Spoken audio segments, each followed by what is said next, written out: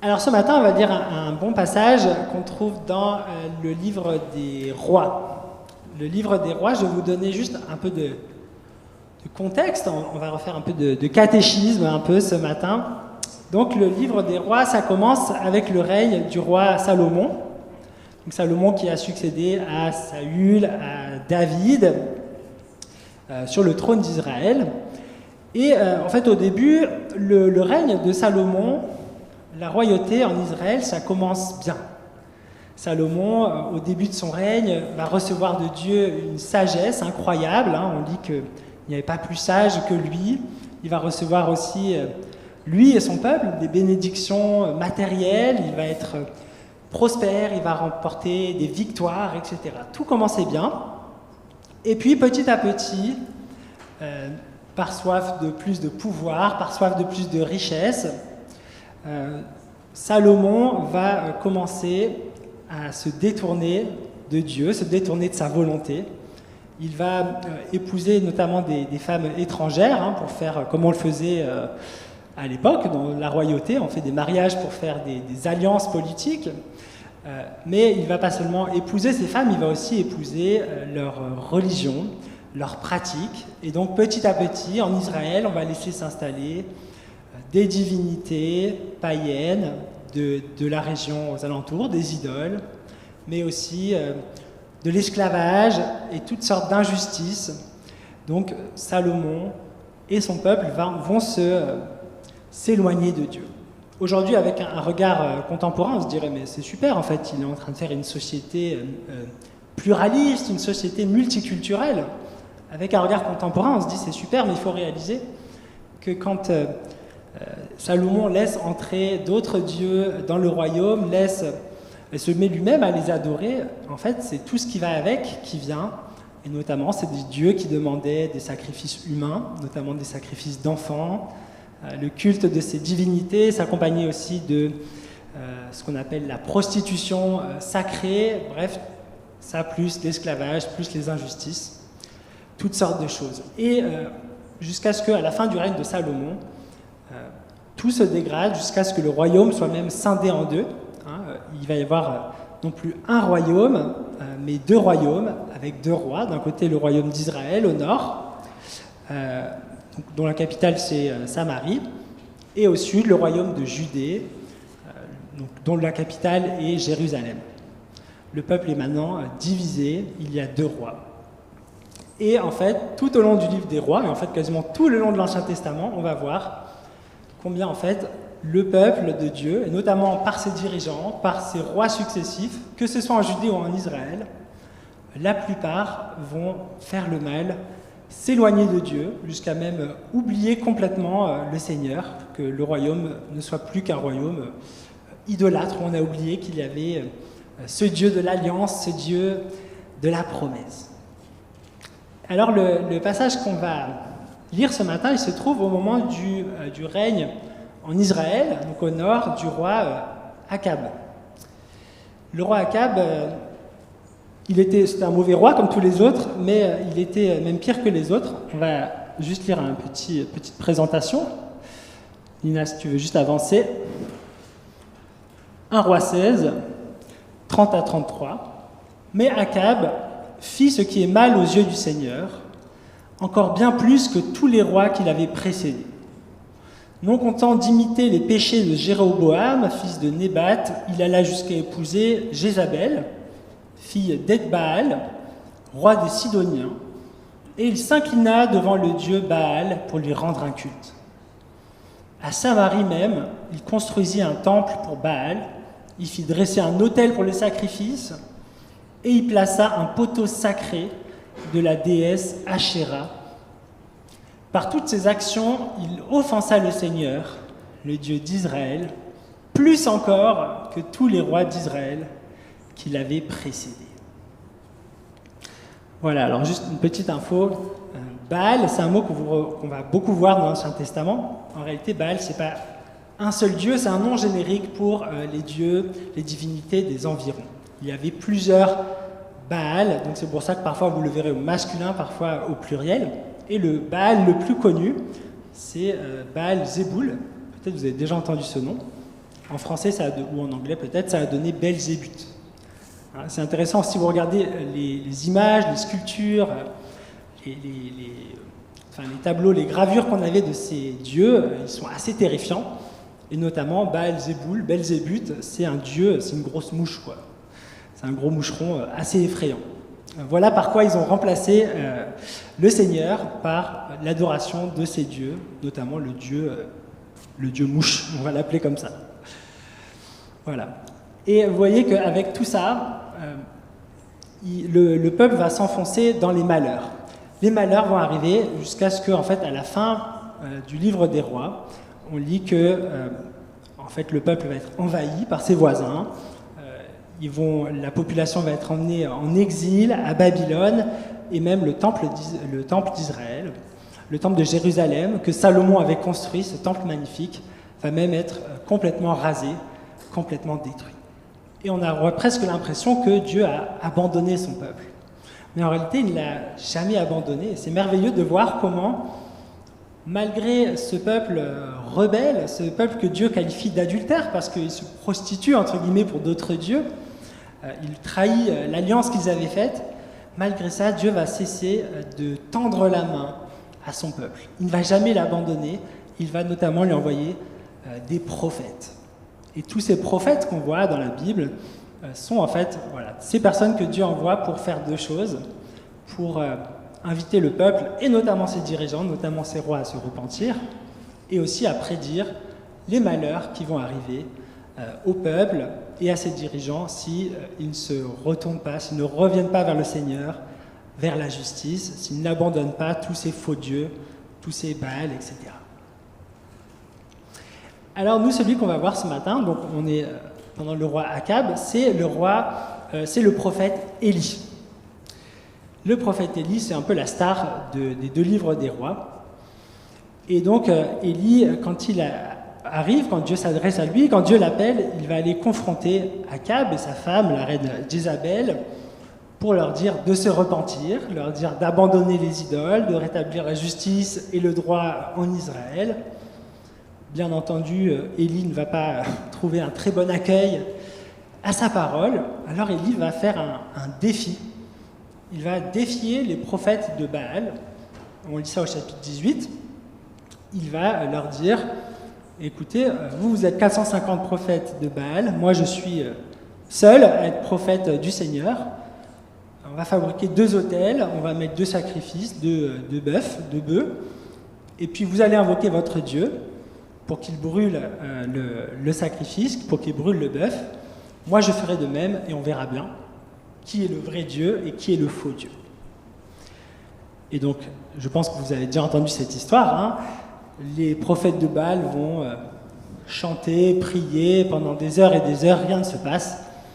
Et Élie, qui a même un peu corsé les choses, puisqu'il a fait même rajouter de l'eau carrément sur le sacrifice, Élie va prier le Seigneur va faire descendre les flammes, il va brûler non seulement le bœuf, mais en plus le bois, il va même consumer les pierres de l'autel qui était là. Suite à ça, les prophètes de Baal vont être capturés puis tués par les Israélites qui étaient là. Et voilà là où commence notre récit de ce matin. Donc on est dans 1 Roi 19, on lit du début jusqu'au verset 16. Ça va s'afficher normalement. Vas-y. Voilà. Le roi Akab raconta à Jézabel, sa femme, tout ce qu'Élie avait fait, en particulier qu'il avait mis à mort par l'épée tous les prophètes de Baal. Jézabel envoya un messager pour dire à Élie, « Si demain, à pareille heure, je ne t'ai pas traité comme tu as traité ces prophètes, que les dieux m'infligent la plus terrible des punitions. » Élie prit peur et il s'enfuit pour sauver sa vie. Il se rendit à Beersheba, dans le pays de Juda. Là, il laissa son serviteur, puis il marcha pendant une journée dans le désert, et il s'assit sous un genêt. Il souhaitait mourir, et il dit, « Maintenant, Seigneur, j'en ai assez. Reprends ma vie, car je ne suis pas meilleur que mes prédécesseurs. » Il se coucha et s'endormit sous le genêt. Mais un ange le toucha, et il lui dit, « Lève-toi et mange. » Il vit en effet posé près de sa tête une de ces galettes que l'on cuit sur des pierres chauffées et un pot d'eau. Après avoir mangé et bu, il se recoucha, mais l'ange du Seigneur revint le toucher et il lui dit « Lève-toi et mange, car tu devras faire un long voyage. » Élie se leva pour manger et boire, puis avec les forces trouvées dans ce repas, il marcha 40 jours et 40 nuits jusqu'à l'Horeb, la montagne de Dieu. Arrivé à l'Horeb, Élie entra dans une caverne où il passa la nuit. Alors la parole du Seigneur lui fut adressée. « Pourquoi es-tu ici, Élie » Il répondit, « Seigneur, Dieu de l'univers, j'ai tant de zèle pour toi que je ne supporte plus la façon d'agir des Israélites. En effet, ils ont rompu ton alliance, ils ont démoli tes autels, ils ont tué tes prophètes par l'épée. Je suis resté moi seul, et ils cherchent à m'ôter la vie. Sors, lui dit le Seigneur, tu te tiendras sur la montagne devant moi, je vais passer. » Aussitôt, un grand vent souffla, avec une violence telle qu'elle fendait les montagnes et brisait les rochers devant le Seigneur. Mais le Seigneur n'était pas présent dans ce vent. Après le vent, il y eut un tremblement de terre. Mais le Seigneur n'était pas présent dans le tremblement de terre. Après le tremblement de terre, il y eut un feu, mais le Seigneur n'était pas présent dans le feu. Après le feu, il y eut le bruit d'un souffle léger.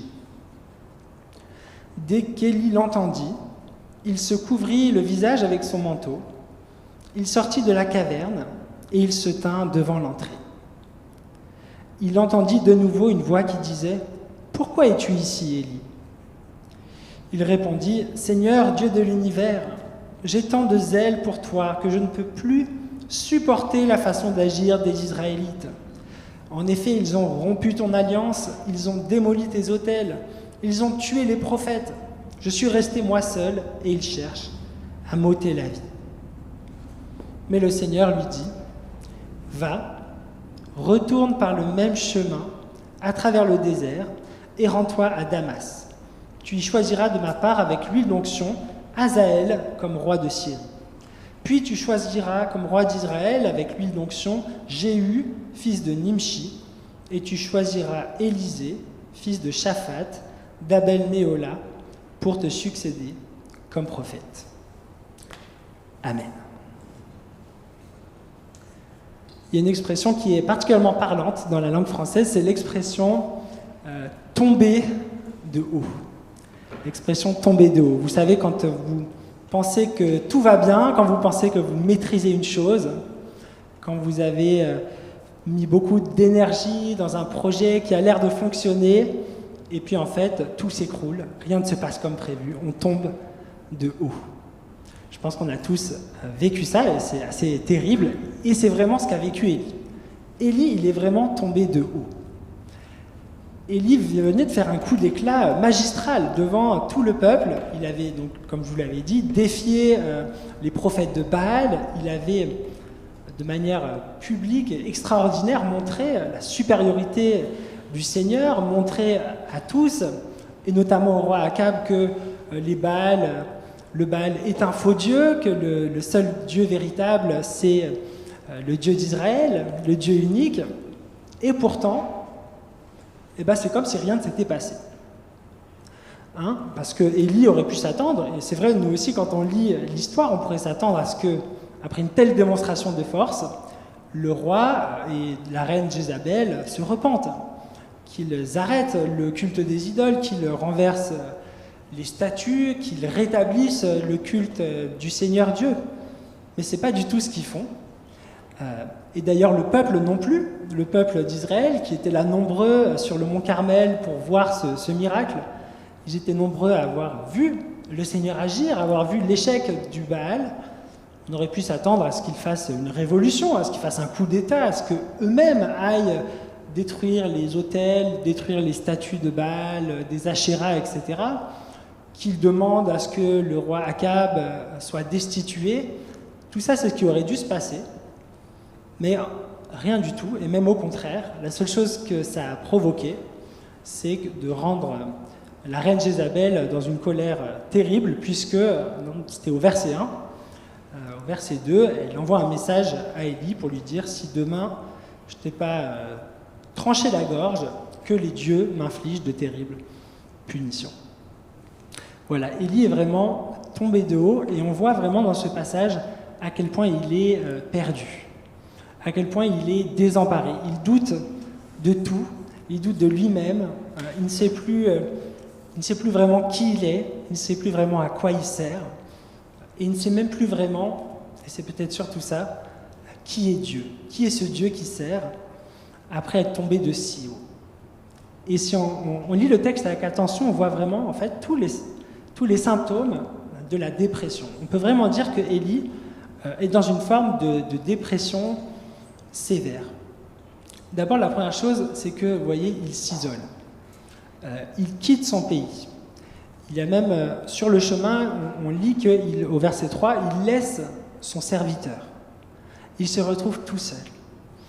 Il a même des pensées un petit peu suicidaires. Hein. On lit qu'il dit au Seigneur, « Reprends ma vie ».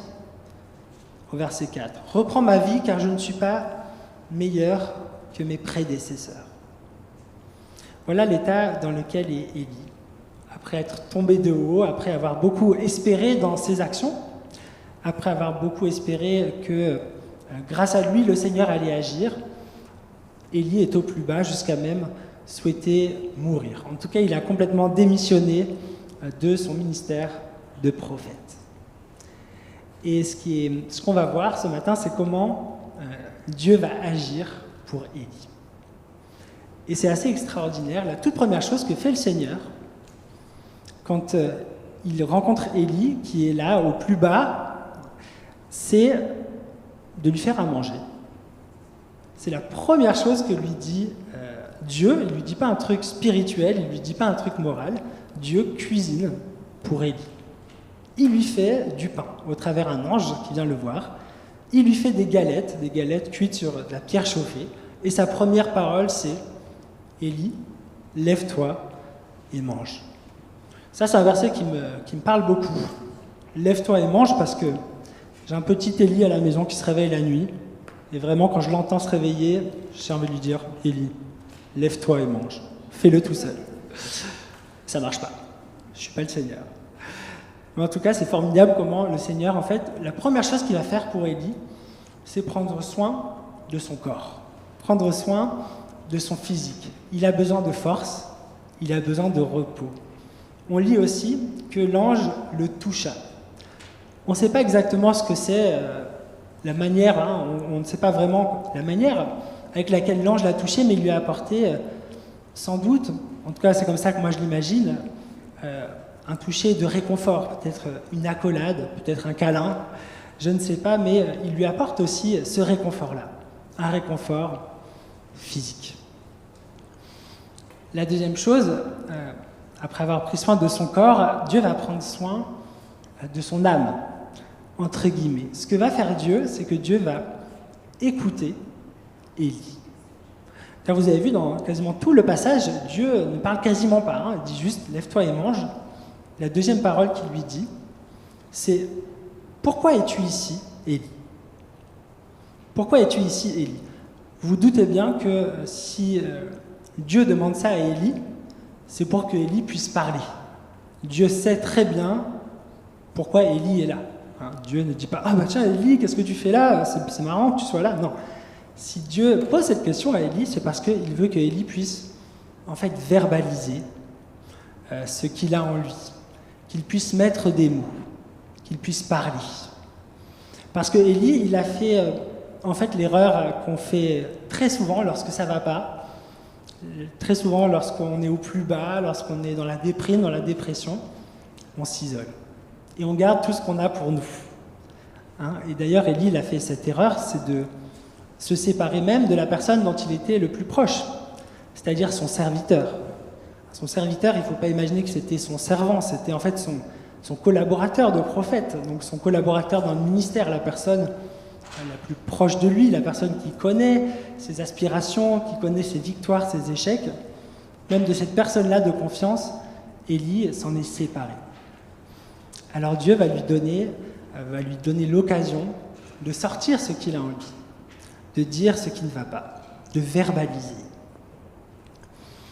Donc après un réconfort physique, Dieu lui donne un réconfort de l'âme, un réconfort psychologique, on peut dire, en écoutant, en permettant à Élie de verbaliser.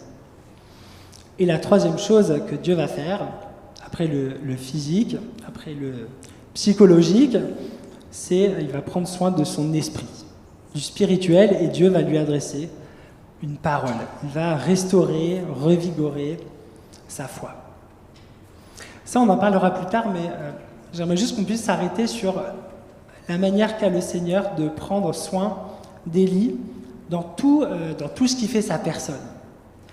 Parce qu'en réalité, nous ne sommes pas que des corps, mais nous ne sommes pas non plus que des âmes, nous ne sommes pas non plus que des esprits. Si je peux essayer un néologisme, on est des êtres psycho-soma-pneumatiques. C'est-à-dire, nous avons une âme, une psyché, mais nous avons aussi un corps, le soma, et nous avons aussi un esprit. Nous sommes corps, âme, esprit, et Dieu vient en fait prendre soin de toutes ces choses. Et je trouve que c'est une vraie leçon pour nous parce que quand on est face à nos propres souffrances ou ceux d'un autre, très souvent selon notre personnalité, selon notre histoire, on va aller s'orienter plutôt vers l'une des facettes en oubliant les autres. Il y a des gens qui sont très matérialistes, qui pensent qu'en fait, il n'y a pas vraiment d'âme, il n'y a pas vraiment d'esprit, et que ce que nous sommes, nous sommes juste un amas de cellules, en fait, et que nos émotions, c'est juste des réactions chimiques dans notre cerveau. Alors les solutions, elles seront toujours matérielles, elles seront toujours physiques. Fais du sport, bois une tisane, fais un bon massage revigorant, change de régime alimentaire, etc. Ou bien sûr, si vraiment ça ne va pas du tout, prends des cachets, prends des antidépresseurs. Alors c'est vrai que ça peut faire du bien, parfois, mais il ne faut pas penser que les choses physiques vont régler aussi les problèmes psychologiques, les problèmes de l'âme. Cette semaine, justement, j'étais sur les réseaux sociaux, j'ai vu une vidéo de quelqu'un qui disait qu'il s'était mis à prendre des douches froides, voilà, tous les matins, et que ça avait réglé tous ses problèmes, que depuis il allait mieux, que sa carrière ça marchait mieux, qu'il se sentait plus en forme, qu'il tombait plus malade, etc. Vous voyez, ces petits remèdes physiques. Il y a aussi des gens qui sont seulement dans le psychologique. Quand ça ne va pas, il faut parler. Quand ça ne va pas, il faut aller chercher dans notre passé peut-être des traumatismes de l'enfance, peut-être des choses qu'on a vécues et qui font qu'aujourd'hui ça ne va pas. Ou bien il y a aussi des personnes, et vraiment c'est les pires, et on est très concernés, c'est les personnes qui sont 100% spirituelles. Quand ça ne va pas, c'est un problème spirituel. Si ça ne va pas dans ta vie, c'est que tu as péché. Si ça ne va pas dans ta vie, c'est que tu ne crois pas vraiment, tu ne crois pas assez. C'est que tu n'as pas vraiment donné ton corps à Jésus, ton cœur à Jésus, que tu n'as pas vraiment l'Esprit Saint en toi, etc. Je dis bien que c'est les pires parce que, en fait, non seulement on donne des faux remèdes quand on est seulement spirituel, mais en plus on ajoute de la culpabilité à la personne qui souffre, ou on s'ajoute nous-mêmes de la culpabilité quand on pense que nos problèmes viennent nécessairement d'un manque de foi. Et vraiment, nous les chrétiens, on a beaucoup, je pense que ça évolue, on a beaucoup par exemple diabolisé la psychologie.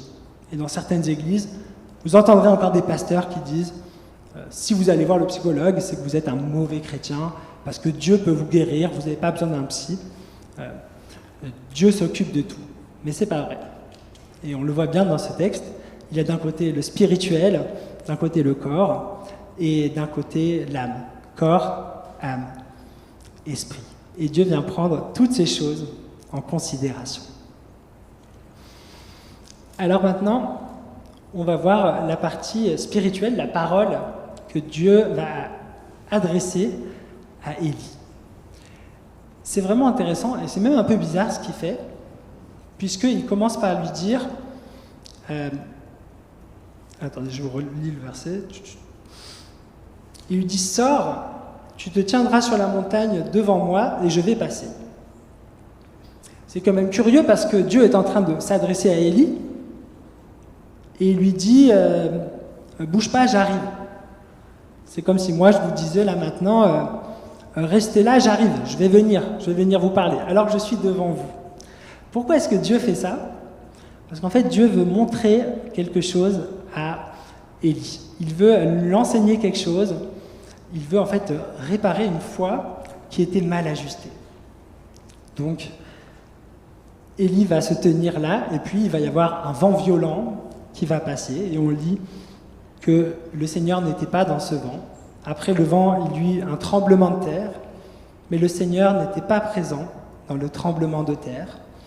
Après le tremblement de terre, il y eut un feu, mais le Seigneur n'était pas présent dans le feu. Et après le feu, il y eut le bruit d'un souffle léger. Et le Seigneur était dans ce bruit de souffle léger. Qu'est-ce que Dieu a voulu enseigner à Élie en se manifestant de la sorte?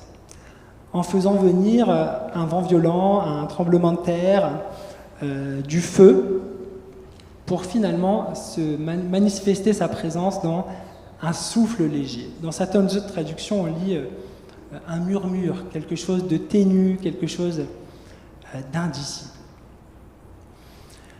Alors nous, on sait que en fait, Dieu se manifeste parfois dans le feu. Dieu se manifeste parfois dans le tremblement de terre, dans le vent. Hein, on l'a vu avec Moïse, Dieu s'est manifesté dans le feu. On l'a vu à d'autres endroits qui se manifeste dans un tremblement de terre, comme avec Jésus sur la croix, la terre tremble. Il se manifeste aussi dans le vent, dans le souffle, hein, ce moment où Élie reçoit les tables de la loi, par exemple, ou au moment de la Pentecôte.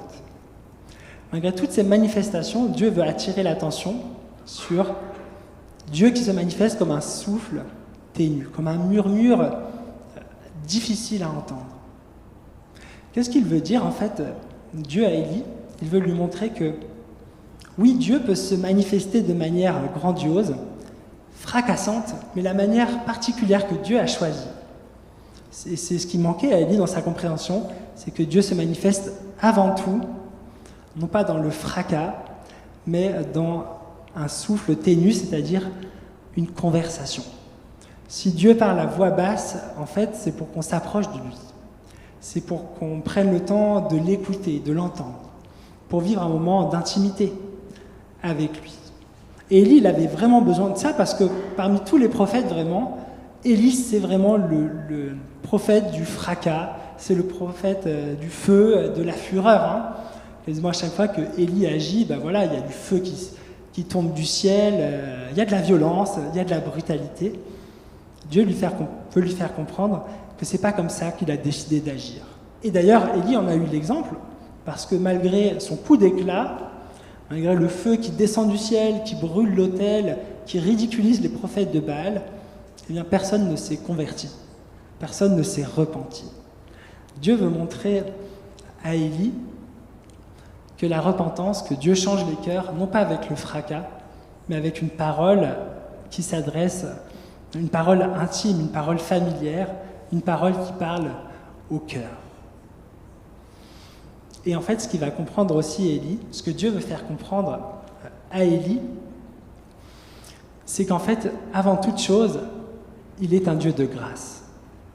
Ça, sans doute, Élie ne l'avait pas compris. Dieu avait bien compris que Dieu était un Dieu de jugement, mais pas un Dieu de grâce. Parce qu'en fait, toutes ces manifestations, le vent violent, la terre qui tremble, le feu, tout ça, ce sont des manifestations du jugement de Dieu. Et on le voit particulièrement au moment de la crucifixion, quand Jésus est sur la croix, la terre tremble. Il y a un tremblement de terre parce qu'à ce moment-là, le jugement de Dieu, la colère de Dieu même on pourrait dire, est en train d'être établie. Elle est en train de s'abattre. Mais ce n'est pas tout le peuple qui est exterminé, c'est Jésus qui meurt. C'est Jésus qui meurt justement pour que tous les autres soient épargnés. C'est Jésus qui meurt pour justement que nous, à sa suite, nous puissions vivre une relation proche du Seigneur, une relation de cœur à cœur, une relation qui passe par un souffle ténu, celui de l'intimité, d'une présence, de l'intimité, de la prière. Voilà ce qu'il lui montre. Il est un Dieu de grâce. Et en fait, les tremblements de terre le feu, le vent violent, tout cela, ça aurait dû exterminer Élie. Hein, on l'a lu, il est en haut de la montagne et il y a un vent d'une telle violence qu'il fendait les montagnes et brisait les rochers. Normalement, Élie aurait dû y passer, mais il a été épargné. C'est ce que, en fait, il est en train de lui prêcher l'évangile, la bonne nouvelle de Jésus-Christ. Il est un Dieu de grâce qui nous épargne, qui nous a donné son Fils, qui lui-même a connu la colère de Dieu que nous méritions de connaître. Alors ensuite, Dieu va dire des paroles à Élie. Et on va finir avec ça. Dieu va lui dire deux choses.